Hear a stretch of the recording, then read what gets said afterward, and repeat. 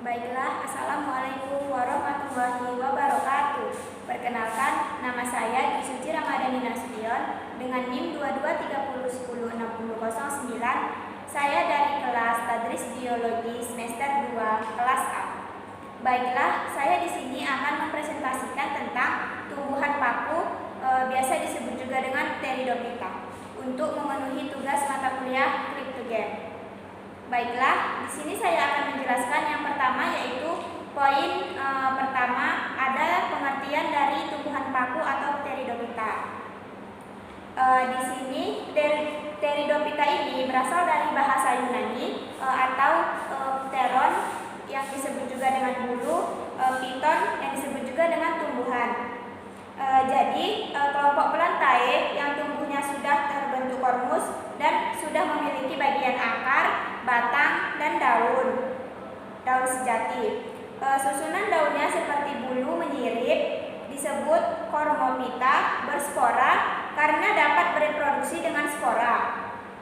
Merupakan tumbuh vaskuler atau Tracheophyta karena sudah memiliki pembuluh anggur xilem atau pembuluh kayu, dan phloem pembuluh tapis, dikenal dengan istilahnya pakis.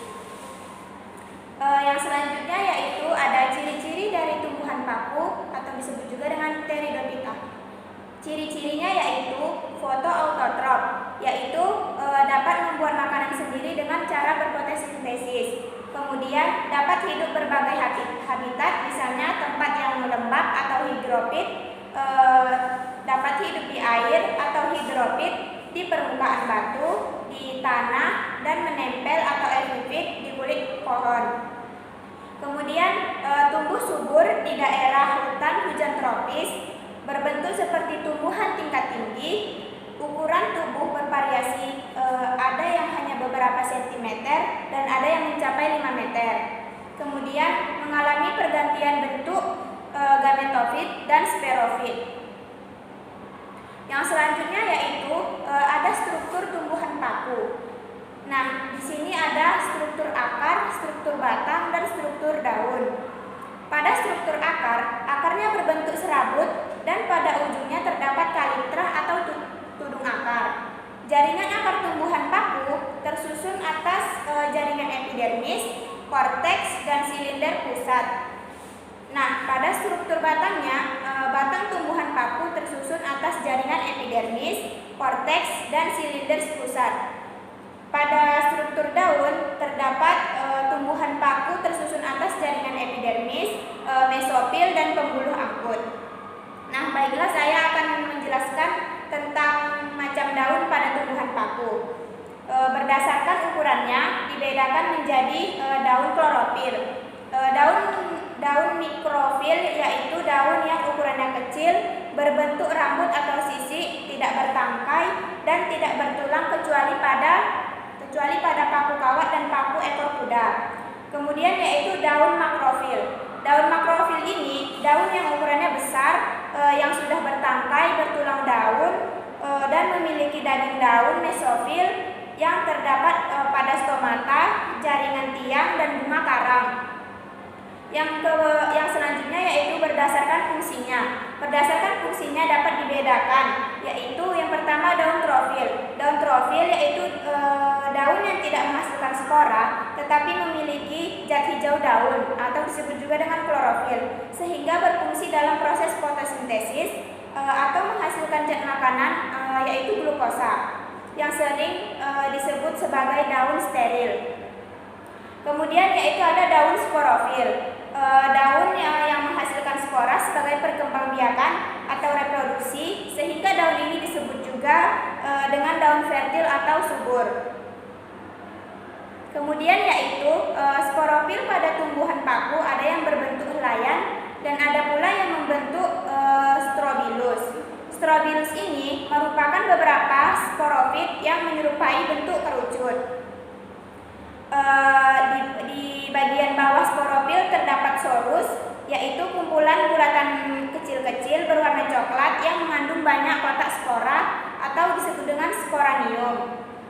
Kemudian selanjutnya ada macam-macam Pteridophyta.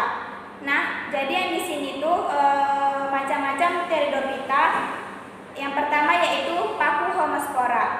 Paku homospora ini menghasilkan spora dengan ukuran sama. Tidak dapat dibedakan antara spora jantan dan spora betina. Contohnya yaitu Lysopodium sp atau paku kawat.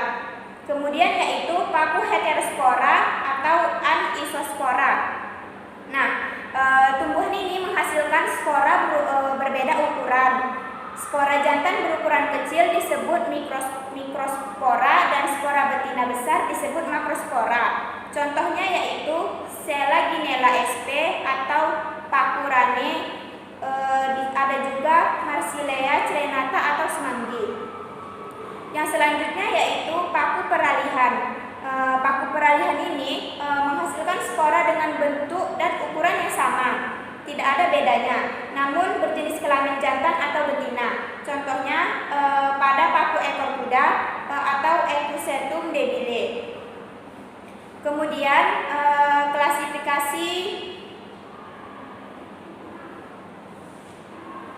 klasifikasi pada Pteridophyta. Nah, tumbuhan paku dapat diklasifikasikan berdasarkan perbedaan morfologi tubuh menjadi 4 divisi, yaitu Psilophyta atau paku purba, paku telanjang. Jenis paku ini sebagian besar telah punah. Tumbuhan ini belum berdaun dan berakar. Batang telah mempunyai berkas pengangkut, bercabang-cabang, menggarpu dengan sporaniumnya pada ujung cabang-cabangnya. Adapun sporofil menghasilkan satu jenis spora, homospora, contohnya Rhinia major dan Psilotum sp. Yang selanjutnya ada itu Lysophyta atau paku kawat dan paku rambut. Nah, jadi di sini tumbuhan paku ini berdaunnya sangat kecil, tersusun dari sporanium terkumpul dalam strobilus dan muncul di ketiak daun batang seperti kawat. Contohnya yaitu Selaginella sp atau paku rane sebagai tanaman hias, yang kemudian Lysopodium sp atau paku kawat sebagai tanaman hias juga, yang kemudian Lysopodium slavatum sebagai bahan obat-obatan. Nah, yang seterusnya yaitu ada Equisetophyta atau Sphenophyta. Tumbuhan ini memiliki daun mirip kawat seperti daunnya tersusun dalam lingkaran. Bentuk batangnya mirip dengan ekor kuda. Oleh karena itu, divisio ini disebut paku ekor kuda. Yang selanjutnya yaitu Pterodophyta atau Felicinae atau juga bisa disebut sebagai paku sejati. Nah, di sini Pterodophyta telah memiliki akar, batang, dan daun. Daun umumnya berukuran besar atau disebut juga megafil. Contohnya yaitu Adiantum cuneatum atau suplir, Adiantum verleiense atau ekor merak. Selanjutnya yaitu manfaat dari Pteridophyta. Adapun manfaat dari tumbuhan Pteridophyta ini adalah sebagai tanaman hias, contohnya Adiantum cuneatum, Alsopila glauca, Adiantum verleiense, kemudian Platycerium bifurcatum, Astellinum nidus, dan Selaginella wildenowi.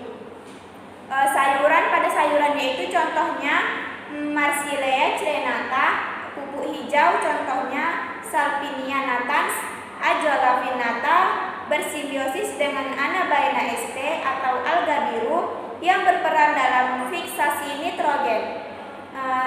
Manfaat yang lainnya yaitu sebagai bahan obat-obatan, contohnya Dryopetris Felix mas atau juga Lysopodium clavatum. Bisa juga digunakan untuk bahan bangunan, contohnya Alsopila glauca. Kemudian sebagai alat penggosok atau pembersih, contohnya Equisetum debile. Baiklah, cukup sekian presentasi dari saya. Lebih dan kurangnya saya mohon maaf. Terima kasih. Assalamualaikum warahmatullahi wabarakatuh.